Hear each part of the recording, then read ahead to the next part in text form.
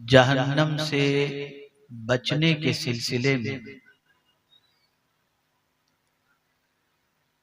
एक वलवला अंगेज और फिक्र अंगेज खिताब आपने समाअत फरमाया।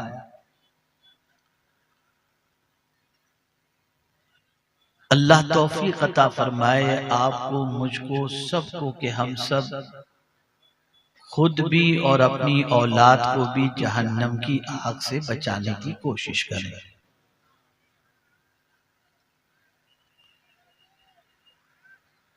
आखिर क्या वजह है कि बहुत सारे जलसे होते हैं, जुम्मा के खिताबात होते हैं, लेकिन क्या कोई तब्दीली आपने अपनी कौम के अंदर देखी? चलिए कौम छोड़िए, खुद अपनी जिंदगी में आपने कोई तब्दीली देखी कि चलो हम गए जलसे के अंदर, इतनी अच्छी अच्छी बातें हमने सुनी, अब कल से हम बदल जाएंगे? क्या ये जज्बा पैदा हुआ? फिर सवाल ये पैदा होता है कि जब आपको बदलना ही नहीं तो मुंतजिमीन को जलसा करने की क्या जरूरत और हमें आने की क्या जरूरत?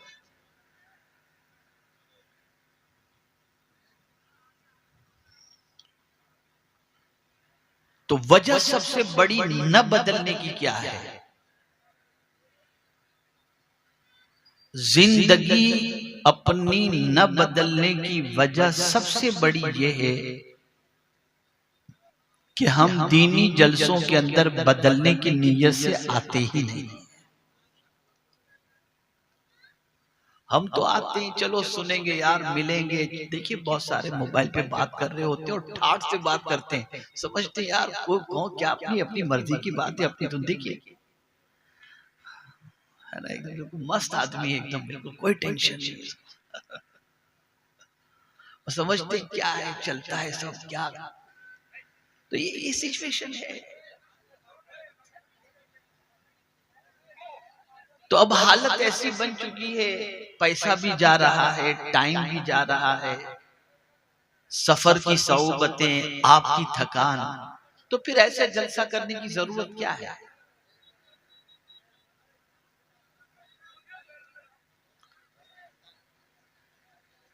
और अगर नहीं बदले तो क्या फायदा है आपका? अगर आपको बदलना ही नहीं है तो फिर मतलब ये हुआ कि अल्लाह की बात सुन लिए, बस सुन लिए, माअज़ल्लाह, अल्लाह के रसूल सल्लल्लाहु अलैहि वसल्लम की बात सुन लिए, बस सुन लिए, इसे काबिल अमल हमने माअज़ल्लाह नहीं समझा। अभी लॉकडाउन के जमाने के अंदर ये ऐलान हुआ था कि बगैर मास्क के कोई निकला तो इतना फाइन, सबके मुंह के ऊपर मास्क।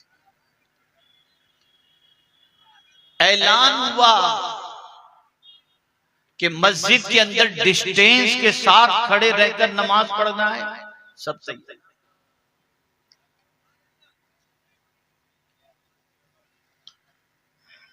मुझे हैरत होती है, दुनिया के इंसान की बात की इतनी अहमियत कि वो कह दे मत करो तो मान लेते हो, खुदा कहे तो नहीं मानते हो। अल्लाह कहे ये छोड़ दो, ठीक है चलता है, कोई असर नहीं।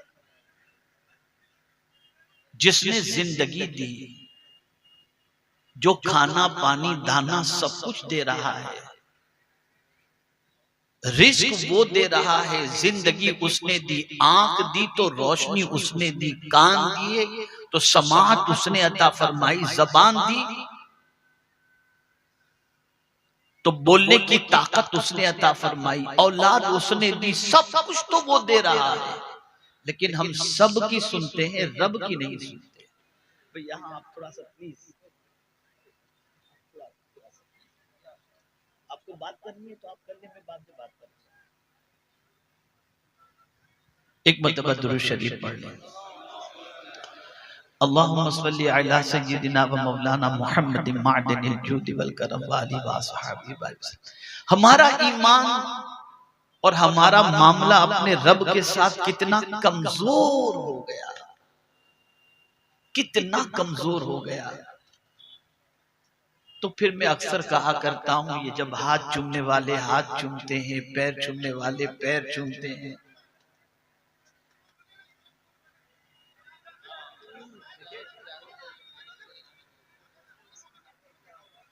एक मरतबा दुरूद शरीफ पढ़ लें। अल्लाहुम्मा सल्ली अला सय्यिदिना व मौलाना मुहम्मदिन मादिनिल जूद वल करम। ये नहीं बैठ सकेंगे, मैं जानता हूं आप लोग ये वैसे पीछे वालों को परेशान कर बैठ जाइए जरा सा भाई, थोड़ी देर बैठ जाइए। इधर क्या कुछ है? अल्लाह बता हो गया बस, अल्लाह नहीं इधर से होनी चाहिए, इधर से नहीं, शांत रहिए। चलिए हो गया माशाल्लाह, मौलाना ने कह दिया हो गया माशाल्लाह, इनकी सब सुन लेते हैं। चलिए खैर, जब हमारे लोग हाथ चूमते हैं, कोई कहता है यहाँ फूंक मारो, बटन खोल देते हैं, मार देते हैं फूंक, पानी पे दम मारो, दम मार देते हैं। हजरत हम आप पर जान छिड़क देंगे। अच्छा भाई, बहुत अच्छी बात। तो अंदर से हम कहते हैं हम तो आपको देते कुछ भी नहीं है, न खाना देते हैं, न पानी देते हैं, न कुछ देते हैं, हम तो आपसे नजराना लेते हैं। और आप इतनी अकीदत का इजहार करते हो, तो मैं कभी कभी अपने आप को बहलाते हुए कहता हूं कि ये लोग जो इतनी अकीदत का मुजाहिरा करते हैं, ये जब रब के नहीं हुए तो तुम्हारे कहां से होंगे?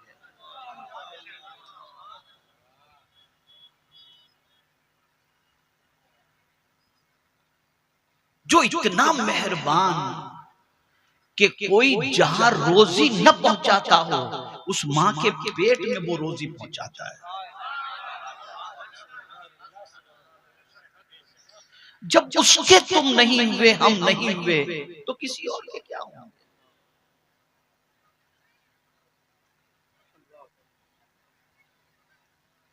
और मुझे हैरत होती है कि कौन सी ऐसी चीज है, अल्लाह की कौन सी ऐसी मखलूक है जो अल्लाह की बात नहीं मानती।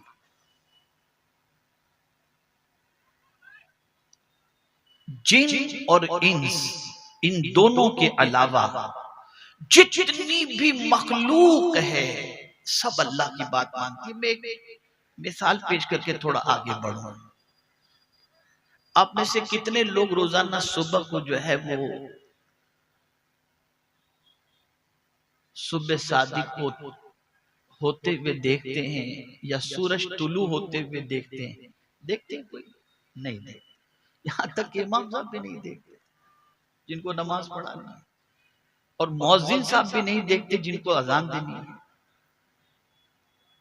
अच्छा ये बताइए कि कितने लोग हैं जो इफ्तार के वक्त सूरज को गुरूब होते देखते हैं? कोई नहीं देखता। अजान हुई शुरू, अरे इमाम साहब क्या मौजिन साहब भी नहीं देखते सूरज को गुरूब? या अल्लाह, फिर माजरा क्या है? Accurate time, Taqweem, time table Ramzan का, इतने बजकर इतने मिनट में इफ्तार, इतने बजकर इतने मिनट पर जो है वो सहरी। माजरा क्या है? एक सेकंड का फर्क नहीं। तो जवाब मिलेगा, सूरज अल्लाह के हुक्म का पाबंद है। वो वक्त ही पर निकलेगा और वक्त ही पर गुरूब होगा। दुनिया इधर से उधर हो जाए, लेकिन सूरज रब की नाफरमानी नहीं करेगा। और इस बात पर हमको इतना यकीन है कि हमारी बनी हुई तकवीम जो औलमा बनाते हैं, उसके मुताबिक हम फज्र की नमाज भी पढ़ते हैं, जोहर भी पढ़ते हैं, मगरिब भी पढ़ते हैं, इशा भी पढ़ते हैं। बंदो सोचो तो सही, सूरज चांद हमसे अफजल नहीं है, लेकिन वो जब से पैदा हुए तब से खुदा की मान रहे हैं, और हमारा हाल ये कि अल्लाह की एक सुनने को तैयार नहीं। और कुछ तो इतने बेबाक है कि उनसे कहा जाए ये हराम काम है, कबीरा गुनाह, मौलाना बस दुआ करो, बस माजरा जैसे हल्का फुल्का समझते। और साहबा की पोजीशन ये थी कि खाली गुनाह का तसव्वुर होता तो लरस जाता था। एक हबशी सहाबी सरकार की बारगाह में हाजिर हुए। आकाए करीम सल्लल्लाहु अलैहि वसल्लम से अर्ज करते हैं, या रसूल अल्लाह सल्लल्लाहु ताला अलैहि वसल्लम, मुझसे एक गुनाह सरजद हुआ, क्या मैं तौबा करूं तो अल्लाह मुझे माफ फरमा देगा? सरकार ने फरमाया, हाँ, सच्ची तौबा कर लो, अल्लाह माफ फरमा देगा। अब दूसरा सवाल आगे का सुनिए। अब वो सवाल करते हैं, या रसूल अल्लाह सल्लल्लाहु ताला अलैहि वसल्लम, क्या मुझे गुनाह करते मेरे रब ने देख लिया है? सरकार ने फरमाया, हाँ। इतना सुनना था कि वो सहाबी की चीख निकली और कहने लगे, अब उसको कैसे मुंह दिखाऊंगा, और रूह निकल गई।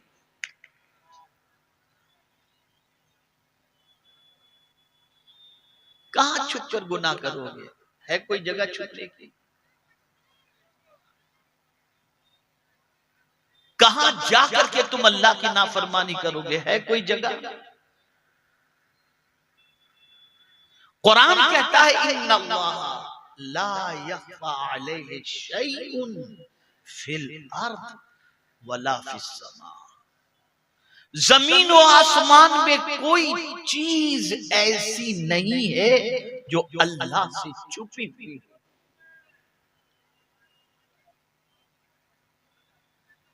तो अर्ज ये कर रहा था, क्यों नहीं बदलती हमारी कौम? बस थोड़ा समझ लो आप।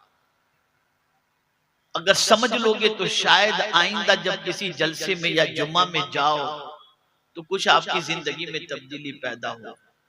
क्यों नहीं बदलते? इसलिए कि बदलने की नीयत से नहीं आते। तफरीह की नीयत होती है, चलो सुनेंगे। होंगे कुछ लोग वाकई समझने के लिए भी आते होंगे, सुनने के लिए भी आते होंगे। कुछ लोगों की जिंदगियां बदलती भी होंगी, ऐसा नहीं कि नहीं बदलती।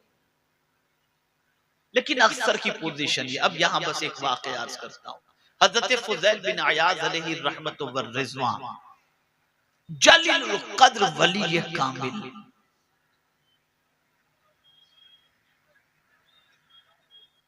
अपनी वालिदा से कहते हैं, माँ शहर में एक बहुत अच्छे खतीब आए हैं, अगर तू इजाजत दे तो मैं तकरीर सुनने जाऊं। जब मैंने ये पढ़ा तो मुझे आला हजरत याद आ गए। आज तो माँ बाप को कुछ मालूम ही नहीं होता कि बच्चा क्या कर रहा है, क्या कमा रहा है, क्या खा रहा है, क्या पी रहा है, कितना बैलेंस है। लेकिन ए मसलके आला हजरत के नारा लगाने वालों, दीवानों, जरा मेरे इमाम का अदब भी देखो और उनकी जिंदगी भी देखो। आला हजरत फरमाते हैं कि मेरे वालिद के विसाल के बाद जो मुझे विरासत में मिला, सब कुछ लाकर मैंने अपनी माँ के कदम में रख दिया। किताबें भी खरीदनी होती तो माँ से पैसे लेकर किताबें खरीदा करता था।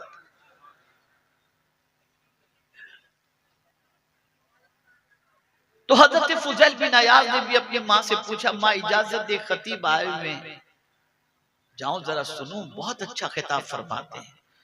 माँ ने कहा, बेटा क्यों खिताब सुनने जाना है, क्यों जाना है, क्या वजह है? कहा माँ सुनाओ, बहुत अच्छे खतीब हैं। कहा नहीं, सुन बेटा, जाने से पहले एक नियत कर। कहा माँ क्या नियत? कहा जितनी अच्छी बात बताएंगे, अल्लाह और उसके रसूल के जो फरमान सुनाएंगे, उस पर तू अमल करने की नीयत से सुनने जा रहा है। और अगर ये नीयत किए बगैर तू गया और अल्लाह और उसके रसूल के आकाम तेरे तक पहुंचाए गए और तूने अमल नहीं किया, तो जानने के बावजूद भी अमल न करने पर अल्लाह तुझे डबल गुनाह के अंदर गिरफ्तार फरमाएगा। क्या हम इस नीयत से आए? कभी इस नीयत से? बस देखिए, आ जाते हैं, टोपी सर पर नहीं, वुजू का ठिकाना नहीं, दोस्त के साथ बैठे हैं, टेक लगा के बैठे, कोई अदब नहीं, कोई चीज नहीं। अब इसमें आपकी गलती कहूं या नादानी कहूं, मुझे समझ में नहीं आता, लेकिन इतना जरूर कहूंगा, सीख करके जाओ। आइंदा जब कभी दीनी महफिलों में जाओ ना, तो अच्छी तरीके से टोपी, अम्मामा, रुमाल ये साथ लेकर के जाओ, और साथ ही साथ अल्लाह तौफीक दे तो बावजू जाकर के बैठो, इसलिए कि आपको नहीं मालूम कि इन महफिलों में आता कौन है। मैं हदीस शरीफ से बताऊंगा आता कौन है। आपको हमको तो नजर नहीं आता ना, चश्मा लगाए तो भी नजर नहीं आता। हदीस शरीफ में है, आकाए करीम सल्लल्लाहु अलैहि वसल्लम फरमाते हैं, अल्लाह के कुछ फरिश्ते ऐसे हैं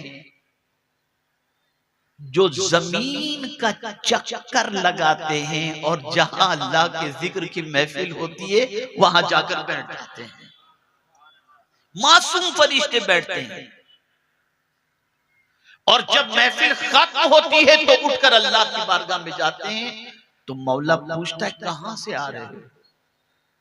फरिश्ते अर्ज करते हैं, फला जगह तेरा जिक्र हो रहा था, तेरे हबीब सल्लल्लाहु अलैहि वसल्लम का जिक्र हो रहा था, उस महफिल से आ रहे हैं। अच्छा क्या कह रहे थे मेरे बंदे? मौला तेरी तस्बीह कर रहे थे, तेरी हम्द बजा ला रहे थे। अच्छा कुछ मांग भी रहे थे बंदे? हाँ मौला जन्नत मांग रहे थे। क्या मेरे बंदों ने जन्नत देखी है? तो फरिश्ते अर्ज करते हैं, नहीं। अगर जन्नत देख ले तो मौला कभी तेरी नाफरमानी करे ही नहीं। अच्छा मेरे बंदे किस चीज से पनाह मांग रहे थे? मौला जहन्नम से पनाह मांग रहे थे। क्या मेरे बंदों ने जहन्नम देखा है? फरिश्ते अर्ज करते नहीं मौला जहन्नम नहीं देखा, अगर देख ले तो कभी गुनाह नहीं करेंगे मौला। अच्छा फरिश्तों गवाह हो जाओ, मैंने सबको बख्श दिया, सबको बख्श दिया। तब फरिश्ते अर्ज करते मौला एक बंदा ऐसा भी था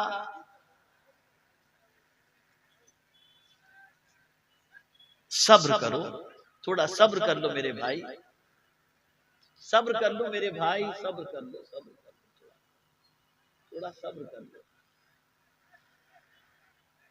तो फरिश्ते अर्ज करते मौला एक बंदा ऐसा भी था जो जिक्र की महफिल में जाने की नीयत से नहीं निकला था, बस यूं ही निकला, महफिल थी तो जाके बैठ गया। परवरदिगार फरमाता है उस महफिल की बरकत से मैंने उसको भी बख्श दिया। तो इन महफिलों में फरिश्ते आते हैं, दिखाई नहीं देते, फरिश्ते आते हैं, बल्कि हम सबके साथ फरिश्ते तो लगे हुए हैं। कुरान कहता है किरामन कातिबीन है फरिश्ते हमारे साथ, बल्कि फरमाया गया हर शख्स के साथ 14 फरिश्ते। ये कभी आपने देखा होगा ऊपर से बच्चा गिरता है नीचे 3 माले से, तीसरे माले की छत से, और नीचे गिरा और सलामत रहता है, तो आदमी कहता है बच गए। अरे बंदे बचा नहीं है, जो फरिश्ते अल्लाह ने मुकर्रर फरमाया उन्होंने बचा लिया है, ये हमारे साथ लगे रहे। खैर तो अर्ज ये कर रहा था कि ए रसूल आजम सल्लल्लाहु अलैहि वसल्लम के दीवानों, तुम खाली बदल कर देखो अपने आप को। गुनाह करते थे ना आज तक, छोड़ के देखो। नेकी नहीं करते थे, करके देखो। बुराइयों में जिंदगी गुजरती थी, बुराई को छोड़ कर देखो। लग़वियात के अंदर जबान इस्तेमाल करते थे, इसको कंट्रोल में करके देखो। नमाज नहीं पढ़ते थे ना, पढ़कर देखो। तुम्हारी जिंदगी सुकून से न भर जाए तो मुझे कहना, न भर जाए तो मुझे कहना। ये मत सोचना यार मैं अभी कल से, मैं थोड़ा सा अब ऐसे ही बात आज कर लेता हूँ, टॉपिक पर नहीं आता हूँ, कॉकटेल बात समझने समझाने के लिए, इसलिए कि अवाम का मिजाज जितना डाइजेस्ट करने का है मैं उसी हिसाब से अर्ज करूं। बहुत ज्यादा हेवी बात करूंगा तो शायद डाइजेस्ट ना हो सके, समझाते हुए अर्ज करूं। एक बात मैं आपको बताऊं, आप जैसे ही कल से सुधर जाएंगे ना और नमाज पढ़ना शुरू करेंगे तो आपका दोस्त कहेगा कब से मौलाना बन गया, शुरू हो जाएगा सफर। अब ये वो नहीं बोल रहा आपका दोस्त, ये दुश्मन बोल रहा है। और अगर कहे यार अल्लाह ने तुझ पर कितना करम कर दिया, तो आप उससे कहें यार तू भी आ जा, तू भी आ जा। तू देखना नमाज में कितनी लज्जत मिलती है। ये माहौल पैदा करो। मुझे याद है पहले मैं बॉम्बे के अंदर बजाज चेतक स्कूटर है ना, उस पे मैं घुमा करता था इधर उधर दावत और तबलीग के लिए। तो उस जमाने में कोशिश करता था किसी एक को पीछे बिठा लूं ताकि वो मेरे साथ रहे, अच्छा रहे। तो एक बहुत बड़ी कंपनी के अंदर मैनेजर की पोस्ट पर एक शख्स था जिसकी उस जमाने में 25 साल पहले की कमोबेश बात कर रहा हूं, उसकी तनख्वाह उस जमाने में 65,000 थी। 25-30 साल पहले इतनी बड़ी पोस्ट पर था। वो मेरा बिल्कुल दीवाना बन गया था, कहीं भी प्रोग्राम हो तो मेरे साथ चले। 11वीं शब थी, प्रोग्राम करके हम वापस लौटे।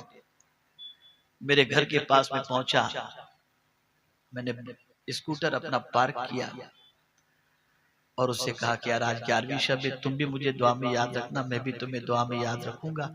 और फिर बात करते करते, चेहरे पे उसकी दाढ़ी नहीं थी, मैंने कहा यार गुलाम भाई अब दाढ़ी रख लो यार, बहुत हो गया, गौसे पाक के सदके में रख लो। बस वो बात दिल पे बैठ गई उसके, उसने दाढ़ी की नियत कर ली। अब चूंकि बड़ी पोस्ट पर था, मैनेजर आदमी, गैर मुस्लिम की कंपनी में काम कर रहा था। बैंक का manager, reserve bank of India का मैनेजर उसका खास दोस्त था। चंद दिनों में तो दाढ़ी जाहिर सी बात है न बनाओ तो फिर अब रोज दाढ़ी बनाने वाले के चेहरे पे 2-3 दिन में तो बाल थोड़े थोड़े आ जाते हैं ना। वो बैंक में गया अपने दोस्त से, वो भी मुसलमान था, मंसूरी साहब था उनका नाम, गया उनसे मिलने के लिए, कुछ काम था। तो मंसूरी साहब ने चेहरा देखा, गुलाम आ गया शाकिर भाई की बात में, शायद तूने, बोले हाँ यार अब नियत मैंने कर ली, अब दाढ़ी नहीं कटाऊंगा। जुमला सुनिए, समझने जैसी बात। उस मंसूरी साहब ने गुलाम भाई से कहा, गुलाम 65,000 की तेरी नौकरी है, शाकिर भाई की बातों में तू आ गया, अगर सेठ ने निकाल दिया तो तेरे को ऐसी नौकरी मिलेगी नहीं। अब तवज्जो चाहूंगा जो जवाब उन्होंने दिया। गुलाम भाई ने जवाब दिया, यार मंसूरी नाफरमानी करता था तो 65 मिलते थे,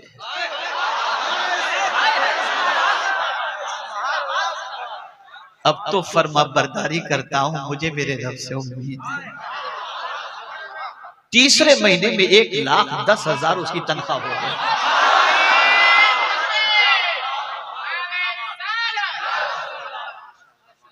समझो इसको, इसको समझो, खुदा के बंदो इसको समझो, इसको समझो। रोजी देने वाला अल्लाह है यार, नाफरमानी करते हो तो इतना दे रहा है।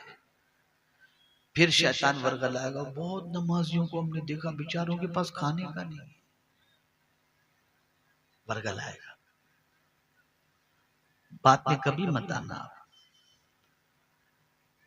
कभी किसी शैतान के वसवसे पर या दोस्त की गलत बातों में मत आना, इसलिए कि एक बात जहन के अंदर रखो, सबसे बड़ी चीज है सुकून, और गुनाह करके इंसान को सुकून नहीं मिलता, नेकी करके इंसान को सुकून मिला करता है। छोड़ दो, छोड़ दो सब, आ जाओ दीन की तरफ, आ जाओ अल्लाह और उसके रसूल के फरमान पर अमल करने की तरफ, आ जाओ अल्लाह और उसके रसूल जल्ल जलालहू व सल्लल्लाहु अलैहि वसल्लम की मोहब्बत की तरफ।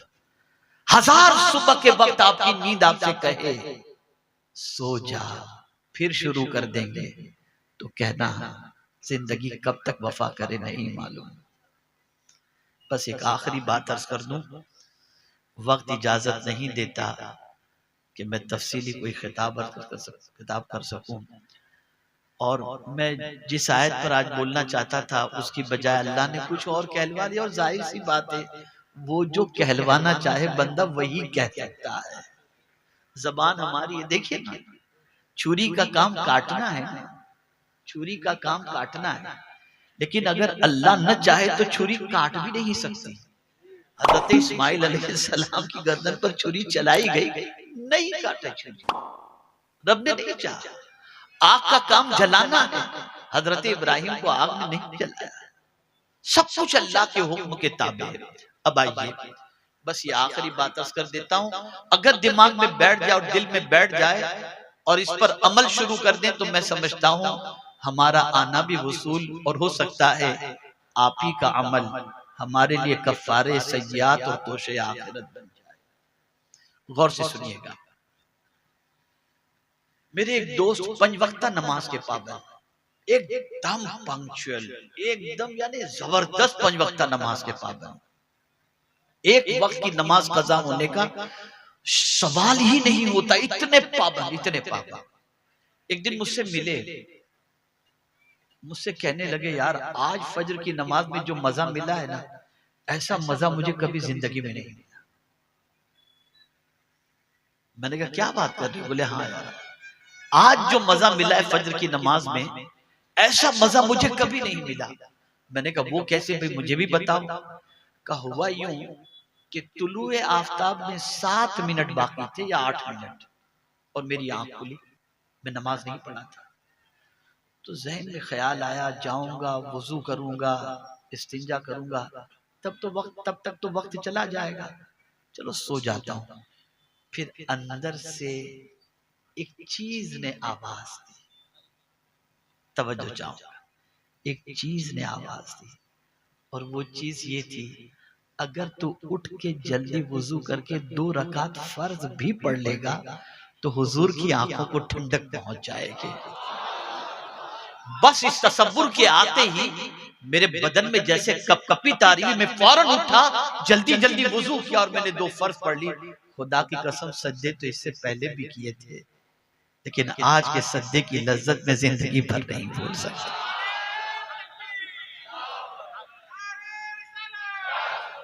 बस इतना समझ लो, जब जब तुम नमाज पढ़ोगे तब तब हुजूर की आंखों को ठंडक पहुंचेगी। नारे लगाने से, दावे करने से कुछ नहीं होगा।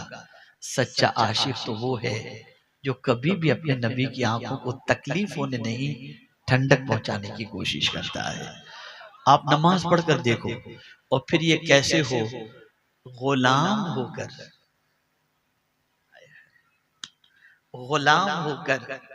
आका को ठंडक पहुंचाए, गुलाम होकर आका को ठंडक पहुंचाए, तो आका गुलाम को कब तकलीफ में रखेंगे? आका भी तो ठंडक पहुंचाएंगे।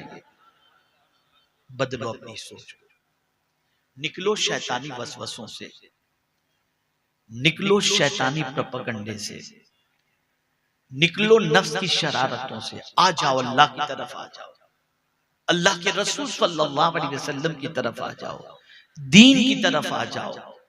हमने एक मुहिम शुरू की है और हमारे उलमा का जम्मे गफीर यहाँ पर मौजूद है।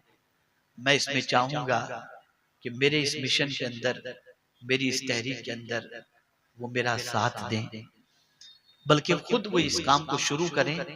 कोई जरूरी नहीं कि सुन्नी दावत इस्लामी का बड़ा बैनर लगा हो, आप उसके प्लेटफॉर्म के नीचे ही काम करें, ना, कोई जरूरी नहीं।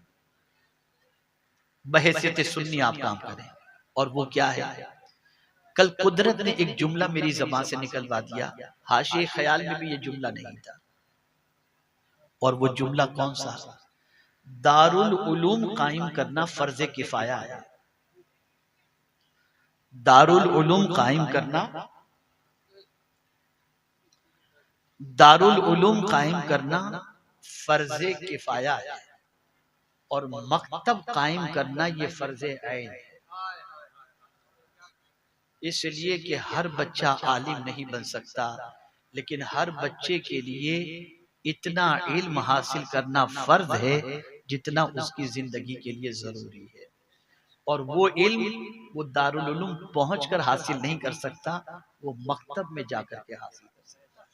और अगर आज हमने, मेरे जुमले पे तवज्जो चाहूंगा, आज अगर हमने इसका सिलसिला शुरू नहीं किया, गली गली कूचे कूचे हमने मकतब कायम नहीं किए, तो माजरत चाहता हूं, कल की तारीख में मुसलमान बच्चों को यह भी मालूम नहीं होगा कि कुरान किसकी किताब है। क्या ये सच नहीं?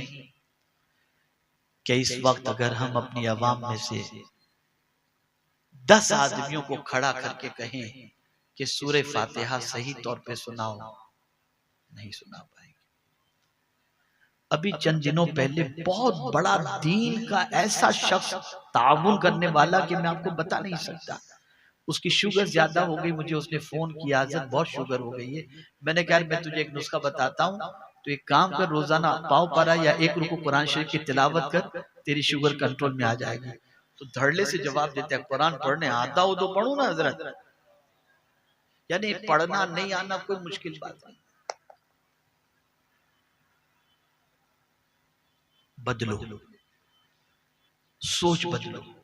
हमारे उलमा तशरीफ फरमा है, मैं तो कभी कभी बिहार, बंगाल, यूपी, राजस्थान के देहातों में जब मैं जाता हूं और वहां के इमाम को देखता हूं तो वाकई उनकी कुर्बानी के ऊपर मुझे रश्क आता है और सोचता हूं कितने खुश नसीब और कितने अजीम लोग हैं ये कि 15,000 की तनख्वाह में 5 वक्त की नमाज पढ़ाते नजर आते हैं। ज्यादा बोल दिया, ज्यादा बोल दिया साहब। इन्ना लिल्लाहि व इन्ना इलैहि राजिऊन। 5-7 हजार, जलसे के 5 लाख, इमाम के 5,000। क्या कर रहे हो आप? मुझे याद है मऊ के करीब एक जलसे में यूपी में मैं जा रहा था, मगरिब की नमाज का वक्त हुआ, एक मस्जिद में मैं चला गया, एक भी इमाम नहीं वहां पर, लोग थे। मैंने कहा जमात हो गई मगरिब की? कहा नहीं, यहाँ कोई इमाम है ही नहीं। तो मैंने कहा फिर? बोले अपनी अपनी पढ़ लेते हैं हम लोग हमारे हिसाब से। तो मैंने कहा क्यों इमाम नहीं? बोले हजरत क्या करें, हम लोग गरीब लोग हैं, 2,000 रुपया मुश्किल से जमा करके इमाम को दे सकते हैं, 6-7 हजार से कम में कोई इमाम मिलता नहीं है। उधर गुस्ताखे रसूल की मस्जिद है, वो लोग कहते हैं कि मस्जिद हमें दे दो, हम तुमको ट्रस्टी भी रखेंगे, हम इमाम भी ला के देंगे, सजा भी देंगे मस्जिद को, ये करेंगे वो करेंगे। तो अब हजरत हम तो उनको दे नहीं सकते, लेकिन अब क्या करें? तो मैं वहां से 2 घंटे की दूरी पर जलसा था, वहां पहुंचा। जब जलसे में बम्बई वाले प्रोग्राम करा रहे थे तो मैंने कमेटी वालों को बुलाया। मैंने कहा यार तुम लोगों ने हमको बुलाया है, मैं तुम लोगों का मशकूर हूँ, अच्छी बात है, बुलाया ठीक है, लेकिन मेरी एक बात मान लो। बोले क्या? मैंने कहा तुम 10-12 लोग हो ना, तुम इतने कैपेबल हो कि सब 1,000 रुपया महीने का दे सकते हो। ये मैं एड्रेस लेकर आया हूँ मस्जिद का, ये वहां के लोगों का नाम है, ये उनके फोन नंबर है, तुम वहां पर इमाम की तनख्वाह की जिम्मेदारी उठा लो, ताकि वहां पर जो है कोई इमाम मुकर्रर कर दिया जाए और वहां के सुन्नियों की नमाज जमात से हो। आप मानेंगे उन्होंने हाँ तो कहा, लेकिन उसके बाद से कभी जलसे में मुझे बुलाया ही नहीं।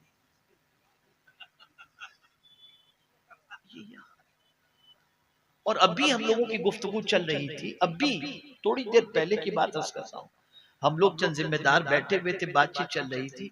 हमारी कौम का खास तौर पे जलसा कराने वालों, मैं आपको समझा रहा हूँ, अल्लाह आप लोगों को खूब अच्छा रखे और खूब सही समझ अता फरमाए।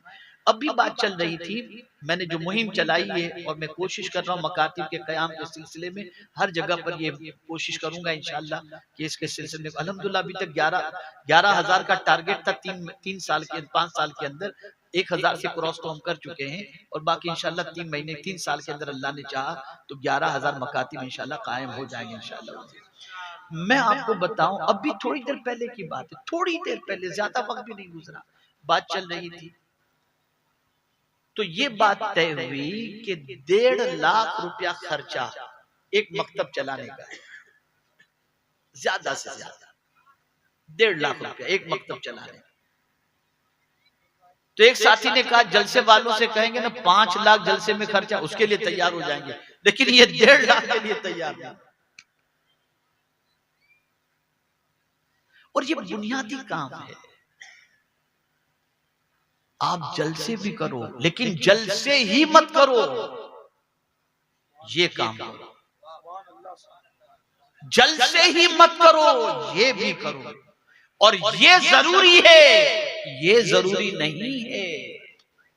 हर एक का इल्म हासिल करना फर्ज है हर मुसलमान का, और इसके सिलसिले में कोशिश करो। क्या आप ये चाहोगे कि जब आपकी नमाज जनाजा हो तो आपके बच्चे को नमाज जनाजा की दुआ भी न मालूम? कभी आपने इसकी फिक्र की कि मेरे बच्चे को नमाज जनाजा की दुआ आती है या नहीं आती? तो अर्ज करने का मंशा ये है क्या रसूल आजम सल्लल्लाहु अलैहि वसल्लम के दीवानों, ये चंद छोटी छोटी बातें, मुख्तसर सी बातें मैंने आपकी समातों के हवाले इस उम्मीद के साथ की हैं कि आप इसको अमली जामा पहनाने की कोशिश करेंगे। करेंगे इंशाअल्लाह। जवाब जैसा चाहिए वैसा नहीं, और मैं हाथ भी नहीं उठवाऊंगा और न वो कराऊंगा। बस आप अल्लाह को भरोसा करके उम्मीद कर लें कि इंशाअल्लाह हम करेंगे। इंशाअल्लाह नमाज की पाबंदी, गुनाह से नफरत और दीन सीखने की कोशिश ये करो। और इंशाअल्लाह हमारे उलमा जितने भी यहाँ पर मौजूद हैं, मैं आपको बताऊं इस चीज का ख्याल रखो आप हमेशा कि कोई भी मामला हो ना, उनकी खिदमत करते रहा करो। उठते बैठते मिलते जुलाते खिदमत करते रहो। कहते मौलाना लोग काम नहीं करते। कहां से करेंगे यार, आपने जीने कहां दिया है उनको? जितना आपके बच्चे का महीने का पॉकेट मनी नहीं है, उतना तो आप उनको तनख्वाह देते हो। अरे मौलाना लोगों को बहुत खाने पीने को मिल जाता है, तो फिर तुम्हारे बेटे को मौलाना क्यों नहीं बनाते? एक साहब ने कहा कि यार मौलाना लोग खाते बहुत हैं। फिर जब उनसे कहा गया कि तुम अपने बच्चे को मौलाना क्यों नहीं बनाते, बेचारे खाएंगे क्या? अरे यार दो बातें क्यों कर रहे? एक तरफ कहते हो खाते भी बहुत हैं, और खुदा की कसम, अब मेरा ये आखिरी जुमला आप ज़हन के अंदर महफूज कर लें जो मैं अर्ज करने जा रहा हूं इस तकरीर का। खुदा की कसम, लॉकडाउन के अंदर MBA किए हुए, MA किए हुए, PhD किए हुए, उनको मैंने सब्जी बेचते तो देखा है, लेकिन एक हाफिज कुरान को मैंने ऐसा नहीं देखा। ये है नबी के दीन की अजमत कि अल्लाह इनकी इज्जत को पामाल होने से बचा देता है। इनकी कद्र करो, इनकी इज्जत करो, इनका ख्याल करो मेरे प्यारे आका सल्लल्लाहु अलैहि वसल्लम के प्यारे दीवानों। और बात एक और आगे कर दूं कि मासूम न समझो, थोड़ी बहुत तो गलतियां हर एक से होती हैं। अल्लाह अज़्ज़ व जल अपने हबीब सल्लल्लाहु अलैहि वसल्लम के सदक़े तुफ़ैल इस महफिल से उठने से पहले अल्लाह ताला हम सब के गुनाहों को माफ फरमा दे और हमें नेकियों की तौफीक अता फरमा दे। संवर जाएंगे इंशाअल्लाह, कोशिश करेंगे ना संवरने की, करेंगे ना इंशाअल्लाह।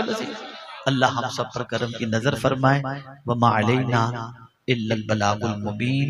अस्सलामु अलैकुम व रहमतुल्लाहि तआला व बरकातहू। जो हज़रात हुज़ूर अमीर सुन्नी दावत इस्लामी के ज़रिए से सरकार गौसे पाक के सिलसिले में मुरीद होना चाहते हैं, हज़रत उनको मुरीद फरमा रहे हैं।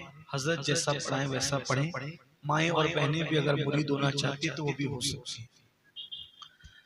बिस्मिल्लाहिर्रहमानिर्रहीम। अस्तगफिरुल्लाह रब्बी मिन कुल्ली ज़म्बिन व अतूबु इलैहि। तौबा करते हैं पिछले सारे गुनाहों से, आज के बाद हर गुनाह से बचने की कोशिश करेंगे। हर फर्ज वाजिब और सुन्नत उनके वक्तों पर अदा करने की कोशिश करेंगे। हम सिलसिले कादरिया नूरिया बरकातिया में दाखिल होते हैं। ए अल्लाह हमें गौसे पाक के गुलामों में कबूल फरमा। क़यामत के दिन उनके साथ हश्र फरमा। इलाही खैर गर्दानी बहक़ शाह जीलानी। इलाही खैर गर्दानी बहक़ शाह जीलानी। इलाही खैर गर्दानी बहक़ शाह जीलानी। वसल्लल्लाहु तआला अला खैर खल्क़िही व नूरि अर्शिही सय्यिदिना व मौलाना मुहम्मद व आलिहि व अस्हाबिही अजमईन। तशरीफ़ रखिए। अगर इजाज़त है तो 1 मिनट में कुछ कह। अच्छा ये बताइए, आइंदा से कोशिश करेंगे ना इंशाल्लाह टोपी रुमाल पहनकर, है ना इंशाल्लाह? दीनी जलसे में जब आएंगे तो इसी तरीके से आएंगे ना इंशाअल्लाह। बस उसकी शुरुआत आज से इस तरीके से करें कि आप में से जिस किसी ने ईशा की नमाज अभी तक नहीं पढ़ी, पढ़ लेना प्लीज। इसी से शुरू करो। बस हुजूर की आंखों को ठंडक पहुंचाओ। बस मन बना लो, हम जब जब नमाज पढ़ेंगे हुजूर की आंखों को ठंडक पहुंचे। अब आप देखिए ना, सरकार इतनी बुलंदी पर गए और वहां से नमाज का तोहफा लेकर के आए, तो सरकार ने चाहा मैं बुलंदी पर जाऊं और मेरी उम्मत को बुलंदी न मिले, तो कहा मेरी उम्मत मेरी महराज में वहां तक पहुंचा और तुम्हारी महराज तुम नमाज पढ़ा करो, नमाज तो मोमिनों की महराज है। ठीक। तो दूसरी चीज, तीसरी चीज ये है कि आप में से कितने लोग अभी उठ करके भागेंगे, ये बताइए। अभी इस वक्त बैठेंगे ना सब इंशाल्लाह। तो असल मसला ये है कि हमारे सैयद साहब का मामला ऐसा है, मेरी तो बुढ़ापे की वजह से, कुछ जलाल की वजह से, थोड़ा सा डर की वजह से, चीना झपकी वगैरह लोग मुझे नहीं करते, पकड़म पकड़ी डर के थोड़ा साइड हो जाते हैं। तो सैयद साहब तो यूं दे देते हैं तो उसमें कभी कभी टाइम इतना ज्यादा हो जाता है, कभी सैयद साहब के हाथ को कोई छीन वो नोच लेता है, कोई सारी चीजें होती हैं। आले रसूल का बहरहाल एहतराम तो करना चाहिए। तो मेरी गुजारिश आपसे ये है कि जितनी बातें मैंने की उस पर आप अमल करेंगे या नहीं करेंगे, इसका अंदाजा इस बात से होगा कि खामोशी के साथ हम लोगों को आप जाने देंगे। कोई यहाँ से पकड़म पकड़ी, हाथ पकड़ना, चूमना, चाटना कोई नहीं करेगा। करेंगे कोई? माशाअल्लाह, देखिए बहुत जबरदस्त आदमी है माशाअल्लाह। बस आप सब आराम से बैठे। इतने औलमा हैं, मुझे नहीं मालूम आगे का प्रोग्राम क्या है। हमें जाने की इजाजत दें। अल्लाह आप सबको सलामत रखे, बाकरामत रखे, रसूल आजम की मोहब्बत में हम सबको जिंदा रखे और हुजूर ही की मोहब्बत में अल्लाह हम सबका खातिमा फरमाए। अस्सलामु अलैकुम व रहमतुल्लाहि व बरकातहू। आप लोग बैठे रहे, आप लोग बैठे रहे। नहीं, हेलो, रुक जाओ, एकदम नहीं। फिर आपने तकरीर को आपने ठीक से सुना नहीं। हजरत ने क्या फरमाया? भाई एक आले रसूल हैं, उनको आप तकलीफ देंगे? भाई चेहरे की ज़ियारत कर लिए काफी है।